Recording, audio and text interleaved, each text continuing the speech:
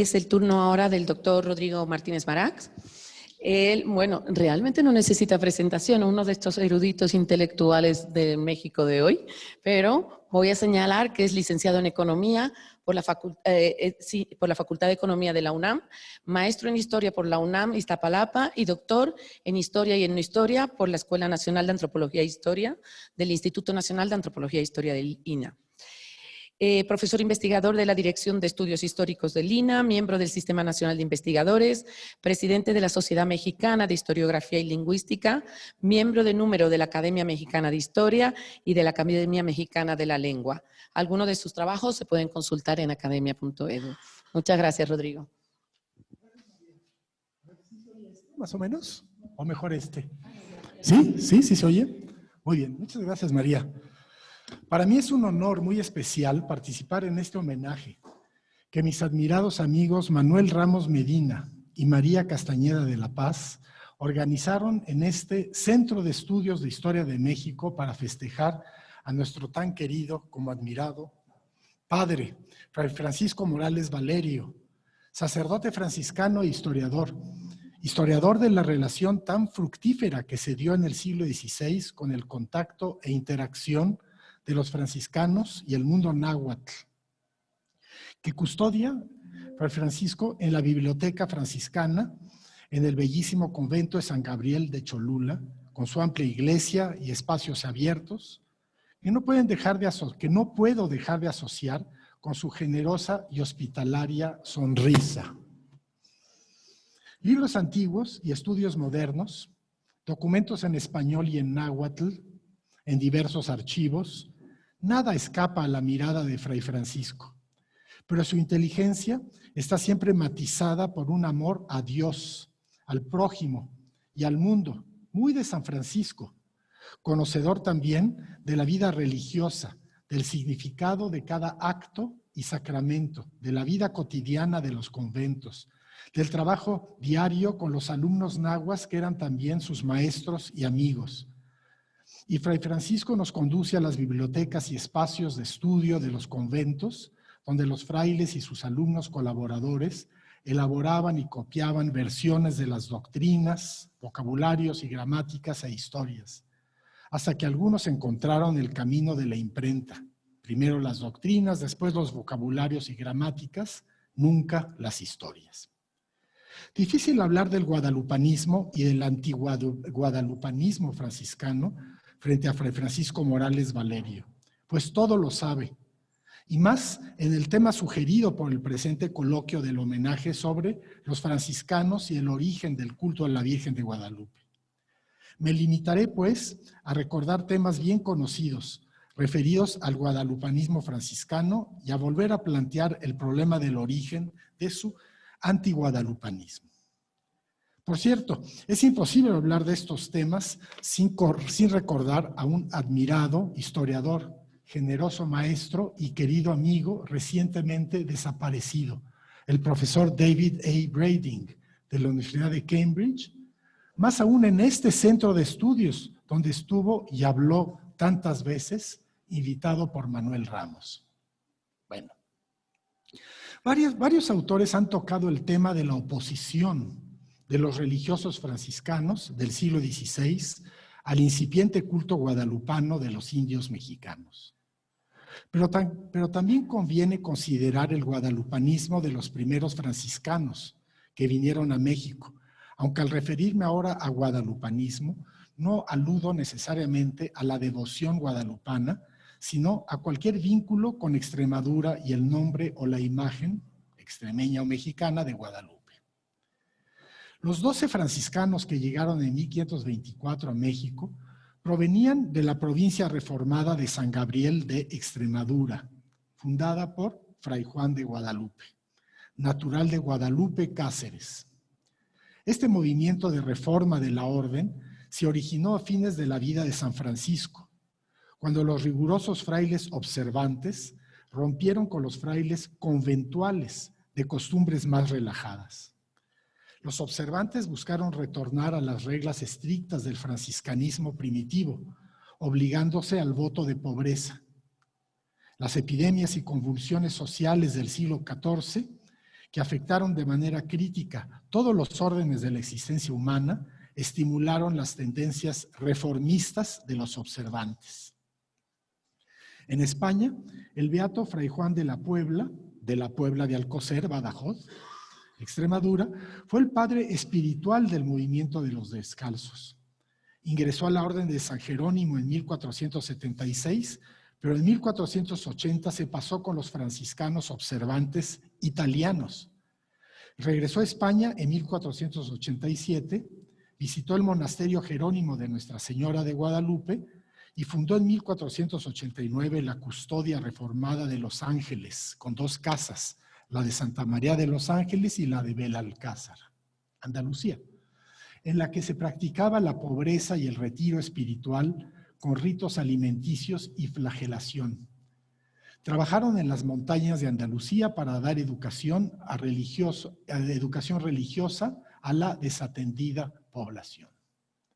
Fray Juan de Guadalupe sucedió a Fray Juan de Puebla e introdujo reglas aún más estrictas, la observancia estrictísima, y elementos tales como la capa en punta, el manto corto y el hábito remendado, que distinguieron a los menores de San Francisco, como se les conocía.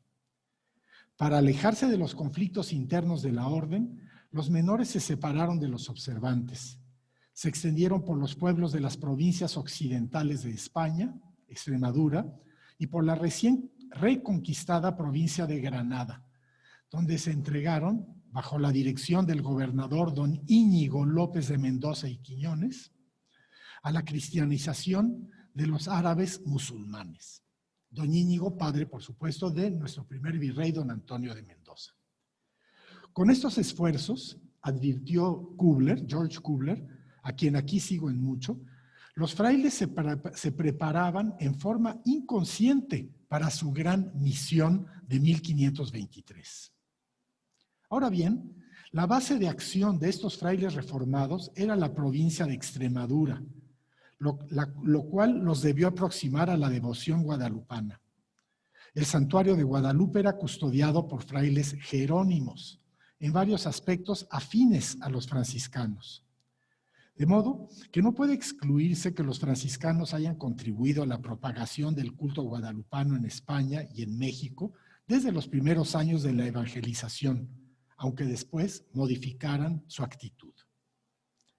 Regresando a nuestra historia, alarmados ante el creciente número de frailes reformistas, partidarios de Fray Juan de Guadalupe, los observantes desencadenaron una persecución de reformistas y lograron en 1502 la revocación de los privilegios papales que habían obtenido en 1496.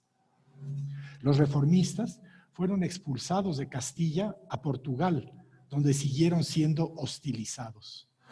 Allí entraron en contacto con otros perseguidos, los judíos españoles expulsados en 1492 y también refugiados en Portugal, que pudieron ser de los que se asentaron cerca del monasterio de Guadalupe. Después de la muerte de Fray Juan de Guadalupe en 1506, pese a los ataques de los observantes, los reformistas, aliados a la rama conventual, lograron regresar a Extremadura. Encontraron en ruinas sus casas de Nuestra Señora de la Luz, en Trujillo, y de Monte Sión, en Salvaleón, y continuaron las persecuciones contra ellos, que narra Fray Toribio Motolinía. En 1508, los frailes reformistas obtuvieron que el Papa Julio II les concediera el estado provincial con 2 custodias. Más tarde, fueron urgidos a integrarse a la orden franciscana. Fray Martín de Valencia, nacido en Valencia de Don Juan, superior de los primeros 12 franciscanos, estuvo estrechamente ligado a la fundación de la provincia de San Gabriel, con 11 conventos en Extremadura. Esta custodia se tornó provincia en 1518. La provincia de San Gabriel de la Descalcez franciscana extremeña, como se titula un libro editado en Guadalupe, Extremadura, en 1999. Pero antes de enderezar definitivamente el camino de su vida, Fray Martín de Valencia sufrió las tentaciones del diablo en Extremadura. Motolinía en su historia, en sus memoriales, lo muestra propenso a ciertos exabruptos de devoción religiosa. Todo esto lo conoce bastante bien el padre Fray Francisco. Posteriormente, en 1518, Fray Martín fue electo primer provincial de la provincia reformada de San Gabriel y que gobernó, según Motolinía, más por el ejemplo que por palabras. Y en 1523, el superior Fray Francisco de Quiñones le encomendó la tarea de encabezar el grupo de frailes que iniciarían la cristianización de los indios de México. Fray Martín escogió para acompañarlo 11 frailes ordenados en su provincia de San Gabriel, que habían compartido sus luchas reformistas y autonomistas y su pasión evangelizadora en Extremadura y Granada, donde se prepararon para la misión que realizarían en México. A través del reformador Fray Juan de Guadalupe, el nombre de Guadalupe quedó relacionado con la mística de la evangelización de los infieles que los primeros franciscanos trasladarían a México. Si lo anterior añadimos la vinculación con Extremadura de muchos de estos frailes, puede creerse que debieron compartir una devoción mariana con fuertes tintes guadalupanos, que muchos de los conquistadores y primeros pobladores compartían, entre ellos el extremeño Hernando Cortés, gran amigo de los franciscanos y de los franciscanos muy devotos de él. Por cierto, un franciscano que vino a México, después de los 12, poco después de los 12, es Fray Alonso de Guadalupe, natural de la villa de Guadalupe. Pasó ya grande a la isla española con otros franciscanos y en algún momento pasó a la Nueva España, donde su presencia se registra entre 1531 y 1533. Aunque su nombre intrigó a algunos historiadores, Guadalupe, no parece haber tenido mucha influencia, pues era viejo, y como lo declaró en un monumento publicado y comentado por nuestro Fray Francisco Morales, no aprendió náhuatl, ni estudió el arte de la lengua mexicana manuscrita que utilizaban los frailes para aprenderla. Se me hace que lo escribió, no sé qué piense, padre, el Fray Pedro de Gante, este arte de la lengua mexicana tan temprana que no leyó Fray Alonso de Guadalupe. Pero menciono que en una de las cartas al rey que firmó Fray Alonso de Guadalupe con varios otros franciscanos, encabezados por el custodio Fray Martín de Valencia, posiblemente redactadas estas cartas por Fray Toribio Motolinía, en la carta firmada en el convento de Cuautitlan el 17 de noviembre de 1532, el obispo electo, Fray Juan de Zumárraga, es llamado capitán de esta conquista espiritual. Y en otra carta también le llaman capitán a Zumárraga, capitán de esta conquista espiritual. La designación viene a cuento por la debatida cuestión de la fundación de la ermita franciscana de Tepeyacac por los nahuas o Tepeaquilla por los españoles, puesto que no hay duda que la ermita existió y fue fundada por los franciscanos, como lo refiere el propio Fray Juan de Torquemada. Es lógico entonces que el capitán de esta conquista espiritual, Zumárraga, mandara o cuando menos supiera de la fundación de esta ermita y de varias otras, sin necesidad de que exista registro documental sobre ninguna de ellas. De modo que este es un elemento de verdad, de historicidad del Nican Mopogua, relato mítico sobre la participación del obispo Zumárraga en la fundación de la ermita de Tepeyac en 1531. Y efectivamente Javier Nogués nos va a hablar de la historicidad, de algunos elementos de historicidad de la historia guadalupana. Por cierto, en este mismo año de 1531, el obispo Zumárraga se refirió con entusiasmo a la devoción mariana de los indios y poco antes expresó su devoción por la Inmaculada Concepción de María en un billete a Hernando Cortés de diciembre de 1530. Cortés y Zumárraga feliz por la llegada de los oidores de la segunda audiencia. Zumárraga afirma el electo regocijado. El padre Cuevas, por cierto, editor del documento, lo fechó en diciembre no de 1530, sino de 1531, y atribuye el regocijo del obispo a la reciente aparición guadalupana, que dice Cuevas, no la mencionaron por demasiado obvia, pero pues obviamente que no, la carta no es de 31, es de 30, y la alegría del obispo regocijado es por la llegada de los oidores de la segunda audiencia. Los documentos no mencionan ninguna advocación de la primera ermita del Tepeyac, ni guadalupana ni mariana. Pero una advocación guadalupana no se puede desechar si se considera que cuando Cortés recibió el billete del electo regocijado, acababa de regresar de España, donde había visitado el monasterio Jerónimo de Guadalupe, al que dio cuantiosos regalos, y cuyos frailes jerónimos le pudieron haber pedido algo semejante a lo que le pidieron a Cristóbal Colón en 1493. Recuerdan, ¿verdad? Que le pidieron los jerónimos a Colón que le pusiera el nombre de Guadalupe a una isla antillana, como lo hizo Colón en su segundo viaje de 1493. De igual manera, en 1529, los jerónimos guadalupanos le pudieron pedir a Cortés que fundara una ermita con el nombre de Guadalupe cuando regresara a la Nueva España.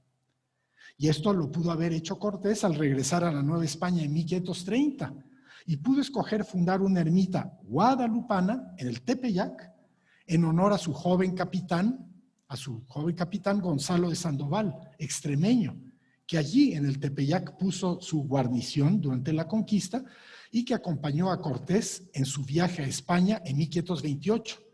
Y no lo pudo seguir al convento de Guadalupe porque falleció al desembarcar Gonzalo de Sandoval. Aunque el nombre de Guadalupe pudo haber sido pensado para la primera ermita del Tepeyac, tal vez los franciscanos consideraron no prudente ponerle ese nombre, porque implicaría que los jerónimos de Guadalupe, Extremadura, la tomarían como dependencia suya y exigirían el envío de limosnas, como efectivamente trataron de hacerlo tiempo después. Estos son algunos de los elementos que se pueden mencionar sobre el guadalupanismo franciscano, y otros, por cierto, saldrán a continuación. Sobre el anti-guadalupanismo franciscano, son bien conocidos los testimonios del sermón de Fray Francisco de Bustamante en la capilla de San José de los Naturales el 8 de septiembre de 1556, contra el apoyo del arzobispo Fray Alonso de Montúfar, dominico, al reciente culto a Santa María en Tepeaquilla, con el nombre de Guadalupe, aduciendo milagros que no había hecho. Por cierto, en su sermón, Bustamante no menciona, como se sabe, el milagro de la aparición, ni para confirmarlo ni para negarlo. Durante el sermón estaban presentes el virrey Velasco, los oidores y otras autoridades, y dio lugar a una información que mandó levantar el arzobispo para mostrar, entre otras cosas, que había explicado debidamente a los naturales de Tepeaquilla que no se debe de adorar las imágenes en sí mismas, solo a Dios. La información de 1556 permitió a historiadores como Edmundo O'Gorman y Miguel León Portilla pensar que en la coyuntura de 1555 y 1556, don Antonio Valeriano, discípulo de Sahagún, escribió el Nican Mopogua, relato en náhuatl de las apariciones, y Marco Zipac, de la Escuela de San José de las Naturales, habría pintado la imagen guadalupana en esta coyuntura de 1555-56. También es conocido el antiguadalupanismo del franciscano Fray Bernardino de Sahagún, quien criticó el culto a Santa María en Tepeyacac con el nombre de Tonantzin, nuestra madre en náhuatl, cuando en realidad debería ser Dios Inantzin, madre de Dios en náhuatl, porque nuestra madre, humanos pecadores, es Eva, que tuvo trato con la serpiente, como la diosa Cihuacóatl, serpiente mujer, asociada a Tonantzin. La historia de Sahagún solo pasó a la imprenta en los siglos XIX y XX, pero algunos de sus materiales se conocieron gracias a que los retomó el también franciscano Fray Juan de Torquemada. Estos elementos son conocidos, pero también se ha explorado el origen de este antiguadalupanismo franciscano. su origen, que se deja ver en la información de 1556, que muestra que desde tiempo antes los franciscanos habían desalentado el culto en la ermita de Tepeaquilla. Varias fuentes indican que hacia 1539, poco antes y después, comenzó a cambiar la actitud de los franciscanos en relación a los cultos de sustitución, como les llamó Edmundo O'Gorman, que ellos mismos habían fundado. El obispo Zumárraga, que en 1531 había expresado su entusiasmo por la devoción mariana de los indios, en 1539 expresó su desagrado ante el culto en las ermitas fundadas por los franciscanos y abandonadas por ellos, retomadas por los indios, que organizaban el culto, se imagina uno, con copal, con bailes, cantos, invocaciones y autosacrificios. ¿Quién quita? Ese año de 1539, Zumárraga convocó a una junta eclesiástica con la participación de los obispos de Michoacán, Don Vasco de Quiroga, y de Oaxaca, López de Zárate, y de los provinciales de las tres órdenes, y advertía del peligro del culto practicado por legos en las iglesias y oratorios pequeños que tienen en mucha cantidad, cada indio la suya, dice Zumárraga. Referente al argumento franciscano, que el arzobispo Montúfar se vio forzado a retomar, de que no se debe de adorar imágenes, solo a Dios, lo vemos ya presente en los diálogos de 1524-1525 del licenciado Alonso de Suazo con los sacerdotes mexicas.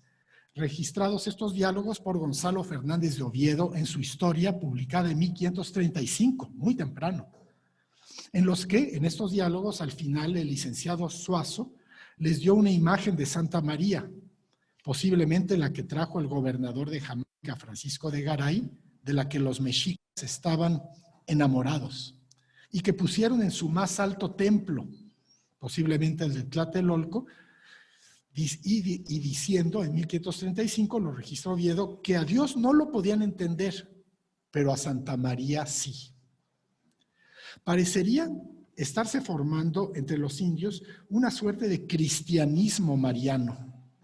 Así lo muestra el testimonio de Fray Toribio Motolinía, quien escribió, sus memoriales son de más o menos 1537-1541, quien escribió que fue menester darles también a entender quién era Santa María, porque hasta entonces solamente nombraban María o Santa María, y diciendo este nombre pensaban que nombraban a Dios, y a todas las imágenes que veían llamaban Santa María. Y el también franciscano, Fray Jerónimo de Alcalá, en la Relación de Michoacán, de 1541, mostró una situación similar. Llamaban a las cruces Santa María, porque no habían oído la doctrina, y tenían las cruces por Dios, como los que ellos tenían. Eran estos años muy densos y cargados. El obispo Zumárraga, de regreso de España, donde estuvo en 1532-34, regresó consagrado. Ya no era solo electo, ya era consagrado, pero despojado del cargo de protector de los naturales, protector de los indios. Pero recibió, en cambio, el cargo de inquisidor, que usó contra españoles e indios por igual. Particularmente grave fue el proceso contra el noble texcocano don Carlos Ometochtzin, descendiente del Tlatoani Nezahualcóyotl, que aspiraba al cargo de gobernador de Texcoco, por lo que sus enemigos lo acusaron ante el obispo inquisidor, quien efectivamente encontró ídolos y estatuas escondidas en el palacio de don Carlos Ometochtzin y en el cerro Tlaloc, el Tlalocatépetl. Pero sobre todo, enfureció al obispo Zumárraga encontrar en el cerro de Texcotzinco piedras labradas con bajorrelieves que representaban los hechos más notables de la vida de Nezahualcóyotl, entre ellas el ataque de Nezahualcóyotl al Tlatoani Itzcoatl, al Tlatoani mexica Itzcoatl, por la calzada del Tepeyacac en 1431. Vean qué coincidencia, la calzada del Tepeyac, 1431, con un escudo que posiblemente representaba a la diosa madre Tonantzin Cihuacóatl. Esto no le gustó a Zumárraga. El enfurecido obispo inquisidor mandó destruir y quemar estas peñas y quemar también al propio don Carlos Ometochsin, que fue relajado a la justicia secular y quemado en la Plaza Mayor de la Ciudad de México en 1539, como saben.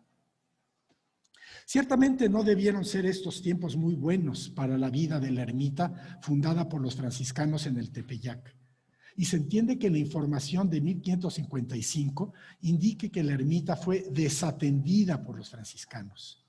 Se creó una situación propicia para que el arzobispo Montúfar, llegado en 1554, se apropiara de la ermita para su arzobispado, probablemente por consejo del humanista universitario Francisco Cervantes de Salazar, quien le dedicó al llegar al obispo un libro, que al llegar el obispo le dedicó un libro en 1554 que incluye, entre otras cosas, 3 diálogos latinos sobre México en 1554.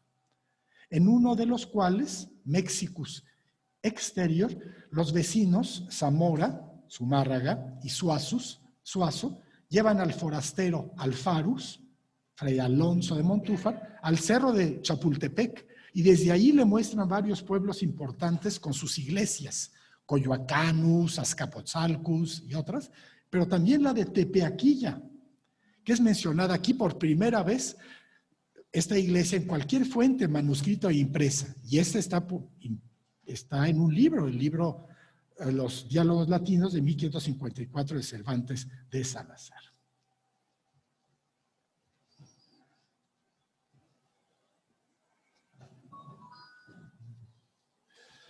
Y esto es peculiar, lo mismo que la cantidad de veces que Cervantes de Salazar menciona a Tepeaquilla en la toma de Tenochtitlan en su Crónica de la Nueva España. Por ello puede pensarse que Cervantes de Salazar intervino desde 1554 en la decisión del arzobispo Montúfar de dar nueva vida a la ermita abandonada por los franciscanos en Tepeaquilla y fundar allí un culto mariano fuerte. También debió intervenir Cervantes de Salazar en la elección de Antonio Valeriano, discípulo y colaborador de Sahagún, que registró la memoria mexica de la conquista espiritual. Lo debió escoger para escribir la historia de las apariciones en forma de auto sacramental, pienso yo, como posibilidad, representado en diciembre de 1555 ante los 6,000 trabajadores que laboraron en la reconstrucción de la ciudad tras la inundación de ese año, cuando se puso en la ermita la imagen de Santa María, pintada por Marco Zipac, de la Escuela de San José de los Naturales. También, por cierto, mencionada la escuela en los diálogos de Cervantes de Salazar. Ya me estoy metiendo en el terreno de las conjeturas, pero ciertamente queda más que claro que los franciscanos estuvieron imbricados de varias profundas y complejas maneras en los inicios del culto guadalupano en el Tepeyac. Al menos en esto estará de acuerdo nuestro querido Fray Francisco Morales en esta fiesta que le dedicamos. Muchas gracias.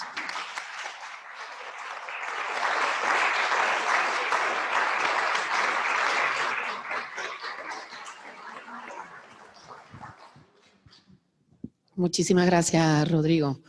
Y gracias por ajustarte también al tiempo.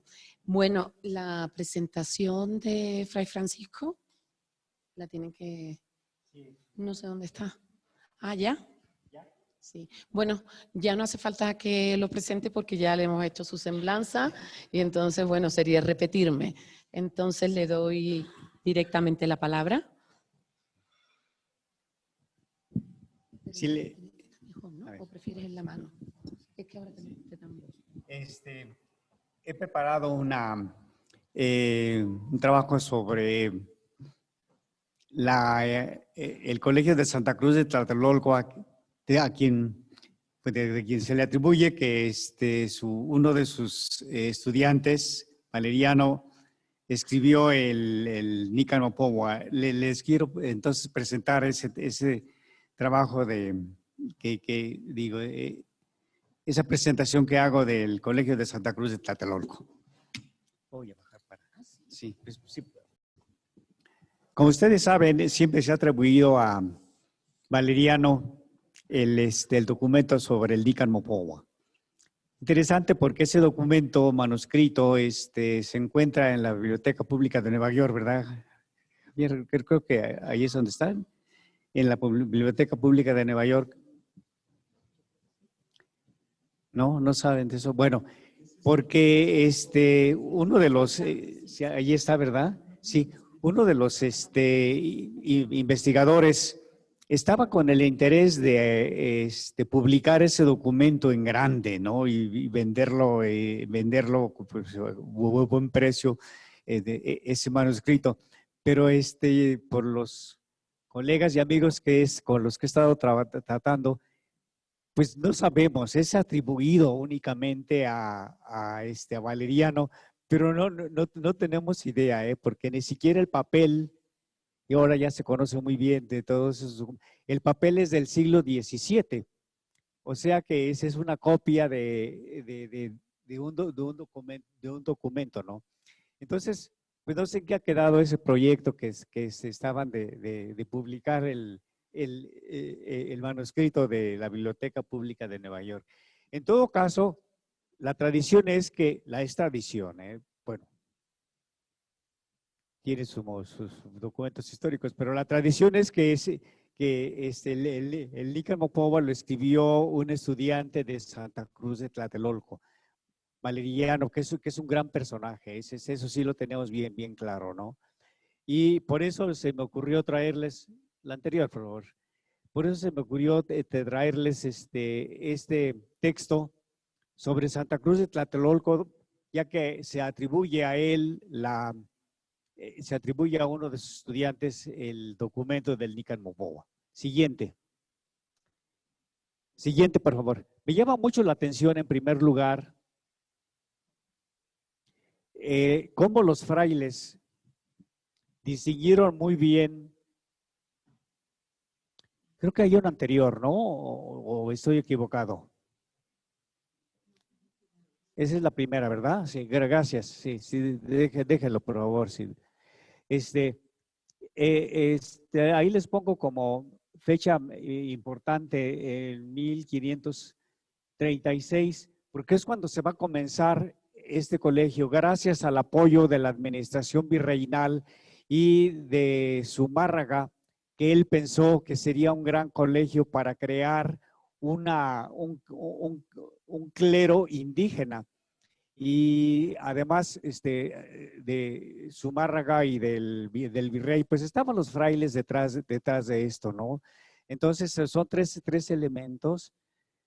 Posteriormente sucede que pues Zumárraga se dio cuenta que no había tal interés de los indígenas por el sacerdocio, y entonces queda nada más el colegio bajo el cuidado de los frailes. Ya no va a ser el arzobispado el que está detrás. Sí está apoyando la administración virreinal. Si no, no se entiende uno como un colegio, porque un colegio, como ahora, pues necesita una parte administrativa, una parte económica, además de la parte académica, y no nos explicaría uno, pero Zumárraga perdió el interés en este colegio.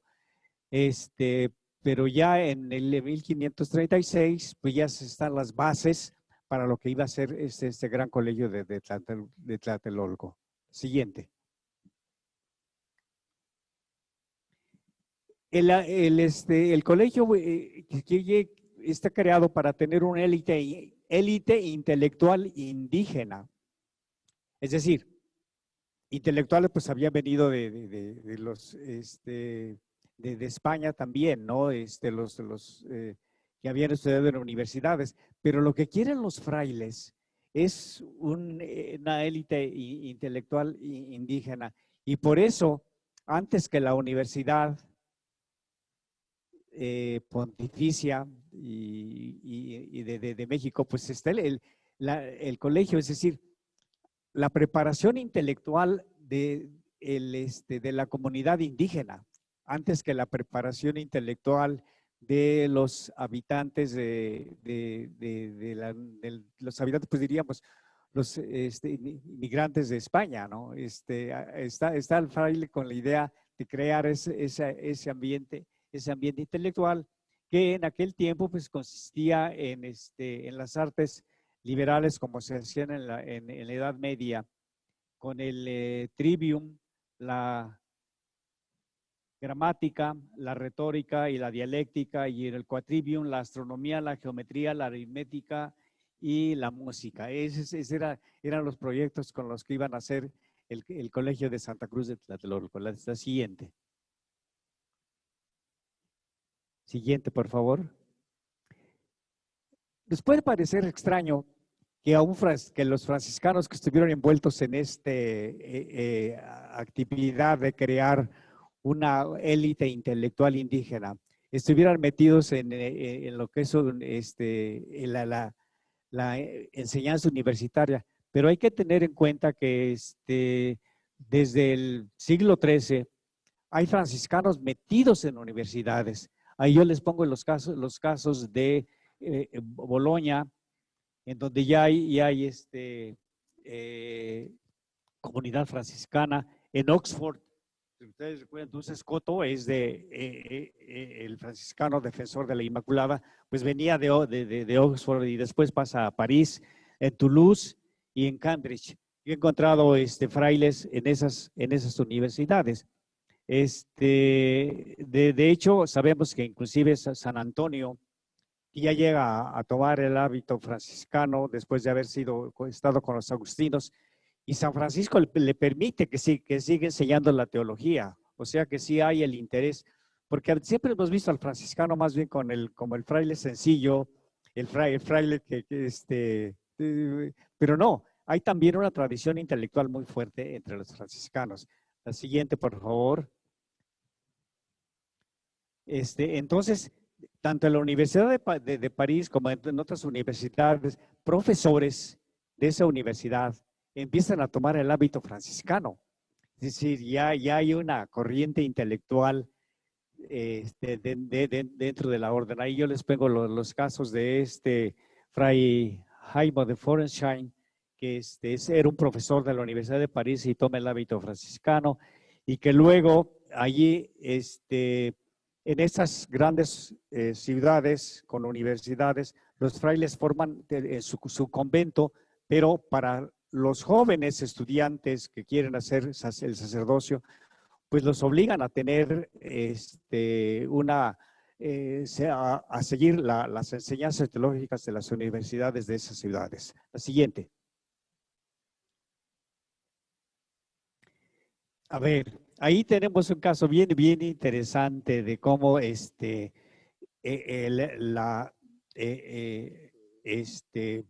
llega a los conventos franciscanos el interés académico. Les pongo el caso de Juan Giovanni de Pian del Carpine, que es un franciscano a quien el romano pontífice lo envía como embajador a China, y tiene esa gran experiencia. Y lo importante no es el viaje de Giovanni de Juan del Carpine, sino la obra que escribe.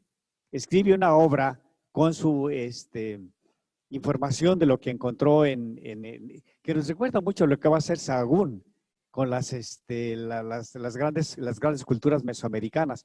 Y él escribe esa obra. Ahí les pongo también más que nada a Guillermo de Rubruck, que tiene una obra que se llama Itinerarium, evidentemente manuscrita, porque estamos hablando del siglo XIII, pero esos manuscritos llegaban a las universidades, y de hecho sabemos que Roger Bacon, el otro fraile de la Universidad de Oxford, que después va a la Universidad de París, lee ese documento y escribe una obra que se llama Consentium Gentium.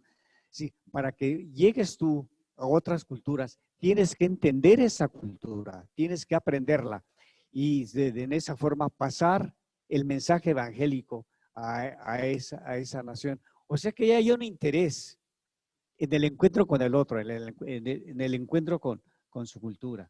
Y de hecho, bueno, tenemos otro personaje muy interesante. Él no es de la primera, de la primera orden, es terciario. Es Raimundo Lulio, que también tiene una obra que él llama El arte abreviado de encontrar la verdad. Cómo tienes que conocer bien las culturas del otro para poder enseñarles tú el mensaje evangélico. O sea que sí hay una tradición del encuentro con el otro. Siguiente, por favor.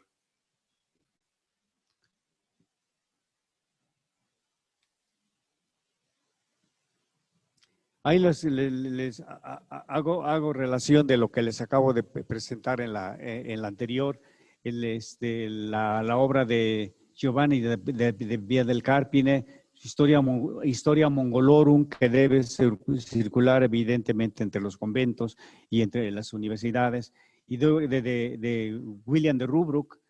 Él escribe su Itinerarium, que también es un viaje a la China, que les va a recordar mucho lo que hace después, según conociendo a las culturas mesoamericanas. La siguiente.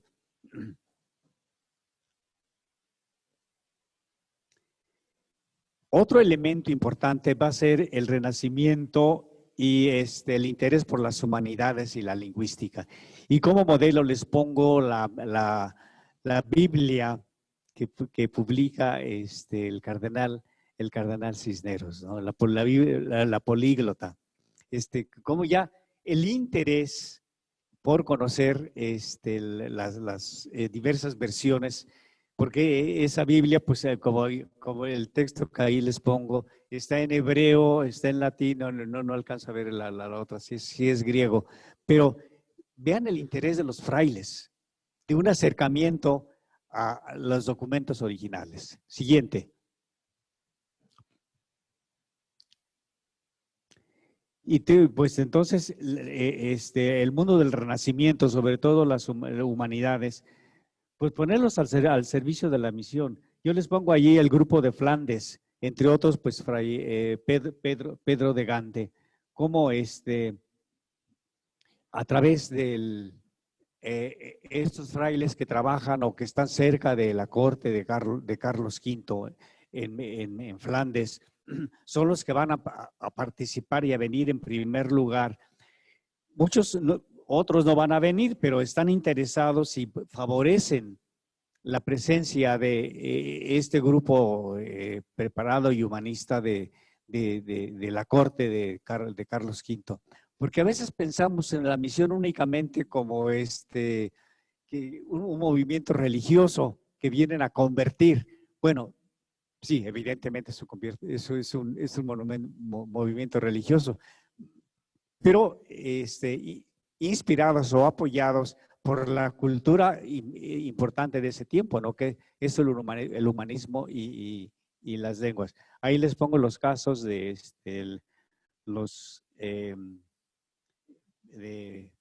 la corte de Carlos V en el grupo de Flandes. Luego Adriano de Utrecht, que después va a ser el Papa Adriano VI, y Juan Glapión, que era el confesor de Carlos V, y él quiso venir a México, pero llega a España y en el camino para embarcarse muere, no tuvo esa oportunidad. En cambio, sí tenemos la participación de Pedro de Gante, Juan de Agora y Juan de Tecto, porque ellos quisieron pasar también a la Nueva España. El único que llegó a pasar fue Pedro de Gante. La siguiente.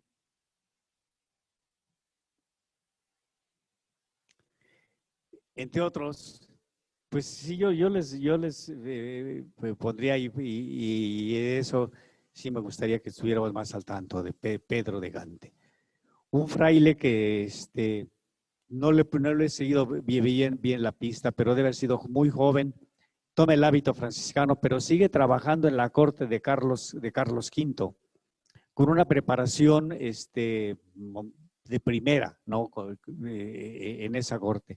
Pero como después de eso sí también se viene a México y es uno de nuestros grandes personajes del siglo XVI. Hay que ponerle más atención a este Pedro de Gante. No solamente, diríamos, como educador, porque su colegio fue el gran colegio para los indígenas, antes que el colegio de Tlatelolco, San José de los Naturales. Y de ahí salieron nuestros grandes arquitectos, nuestros grandes pintores indígenas. El colegio es para los indígenas. Sí, sí. Los grandes profesionales de la época van a salir de ahí de San José de los Naturales. Un colegio, les digo, anterior, en la formación indígena, anterior a Santa Cruz de Tlatelolco, pero igual tan importante como Santa Cruz de Tlatelolco. Siguiente. ¿Cuál es el momento? ¿Cómo va esta educación indígena? Pues al principio tendría que utilizar el fraile los mismos métodos con los que se conocía la cultura mesoamericana, a través de imágenes. Yo ahí les pongo esto de texto, que es un catecismo que se le atribuye a Pedro de Gante, que está no con letras, sino nada más con imágenes. Ahí les pongo estas dos imágenes. La siguiente, por favor, nomás para darnos una idea de lo que contienen esas imágenes. Fíjense, como se enseñaba el catecismo. Ustedes lo aprenden, no, ustedes ya no, y esos son muy jóvenes. Yo sí lo aprendí. Por la señal de la Santa Cruz de nuestros enemigos, líbranos, Señor Dios nuestro. Con eso empezábamos. Pero bien interesante me pareció la manera como lo puso Pedro de Gante. Por la señal de la Santa Cruz. La siguiente línea que les pongo allí, de nuestros enemigos. El enemigo está ahí en el centro, esa es la imagen. Es un conquistador. ¿O no? Sí, ¿cómo se acerca el fraile a lo que era la cultura mesoamericana? Dice, líbranos, Señor, Dios nuestro. Y pone dos caritas. Recuerden que en la cultura mesoamericana el Dios es Dios dual, no es Dios trinitario como el nuestro, es un Dios dual. Entonces, Dios nuestro le utiliza la imagen mesoamericana con dos caritas. Adelante. La siguiente. De la etapa, diríamos, de imágenes se pasa a la etapa ya de impresa. El mismo a quien se le atribuye este catecismo en imágenes, él sí escribe, y eso sí lo sabemos, un catecismo en náhuatl. De mis colegas en historia y sobre todo en lingüística, yo los he animado a que estudien ese catecismo en náhuatl de Pedro de Gante. Es de 1552, 53, porque, a ver, un fraile que conoció tan a fondo la cultura, ¿cómo escribe ese catecismo? A los compañeros que les he preguntado, parece que se trata de un diálogo. Ahí les pongo yo los textos, porque ese catecismo sí se imprimió, pero ese es un diálogo y sería bien interesante un estudio no solamente del náhuatl, sino del método que está utilizando Pedro de Gante para enseñar a la comunidad indígena. Siguiente.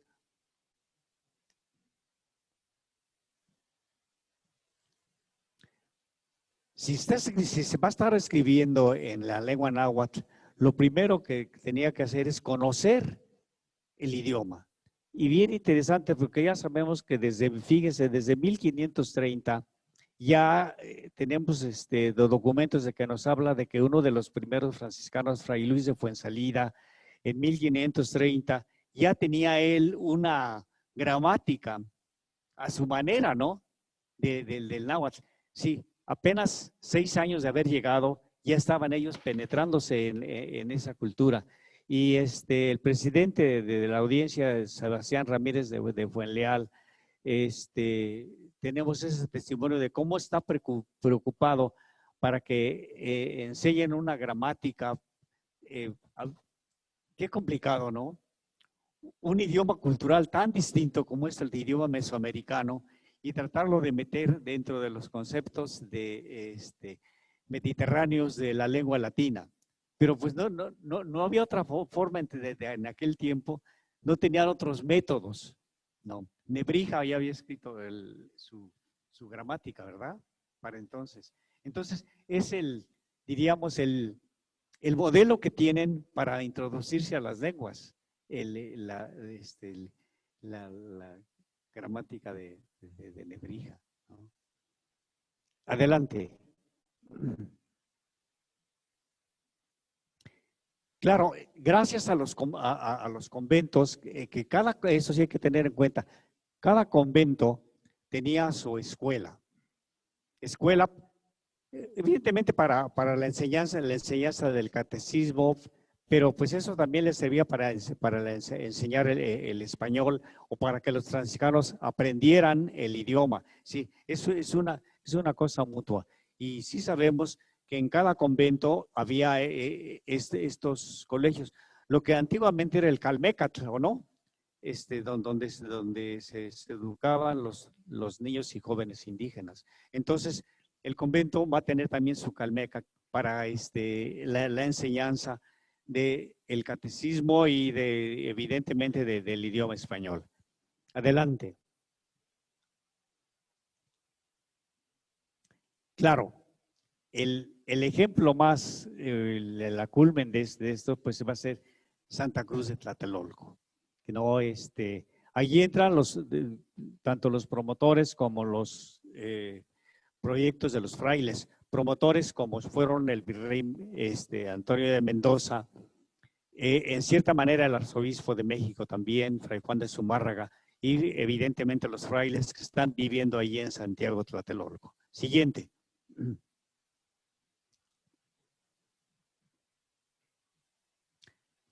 Les pongo a este fraile, que él es español, él no vino a México, pero me llama mucho la atención. Escribe su defensa de la alta educación indígena, Fray Alonso de Castro. Entonces, la necesidad de que el indígena aprendiera no solamente el catecismo, sino lo que diríamos, lo que llamaríamos ahora la teología, que entendiera bien por qué existen esas virtudes, ¿no? Y él, sin haber venido aquí a México, está defendiendo la gran inteligencia indígena y quiere que a los indígenas también se les instruya o estudien la teología. Interesante, ¿no? Cómo hay estos proyectos franciscanos que son demasiado idealistas, si ustedes quieren, es esta utopía franciscana de tener una élite intelectual, no solamente aprendiendo el catecismo o aprendiendo la doctrina, sino también ellos siendo partícipes de la ciencia teológica. Siguiente.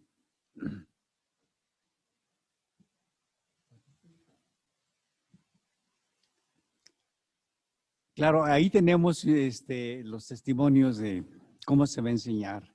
En primer lugar, pues con una biblioteca para humanistas, que es la Biblioteca de Tlatelolco. La siguiente. Siguiente. Ahí tenemos los grandes maestros de este colegio, ¿no? Siguiente.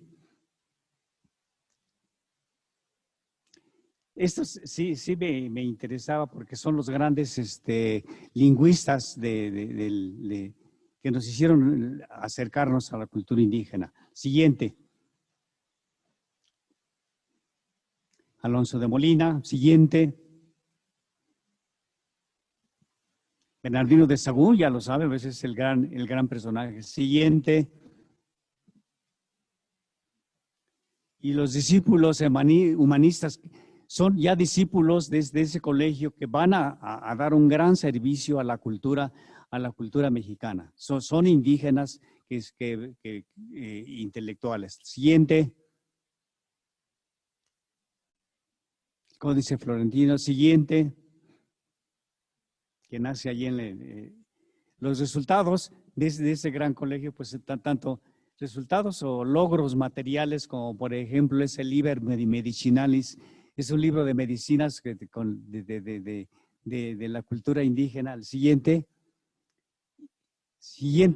y los estados espirituales, las traducciones al náhuatl de los grandes libros del Renacimiento o de la devoción moderna, como sería La imitación de Cristo de Kempis. La última. ¿Qué pasa con ese gran colegio? A ver, bueno, en primer lugar, era una cosa un financiamiento. ¿Quién lo hacía? Lo hacía el gobierno español. Entonces, pues no siempre había los recursos económicos. Los recursos humanísticos o los recursos humanos, es decir, de tener los profesores. ¿Quiénes serían los malhechores? Según Jerónimo de Mendieta, es que se va perdiendo el interés de la sociedad por el mundo indígena. Pero de hecho, pues se trata de un complejo diálogo dentro de la sociedad novohispana. Va formándose ya la sociedad novohispana mucho más criollizada, es decir, son los hijos de los españoles los que van a tener el interés ahora en la gran educación, y por eso nace la Universidad Pontificia. Entonces, lo que iba a ser la gran universidad para la élite indígena ya no tiene ni los medios económicos ni los medios humanos. Gracias.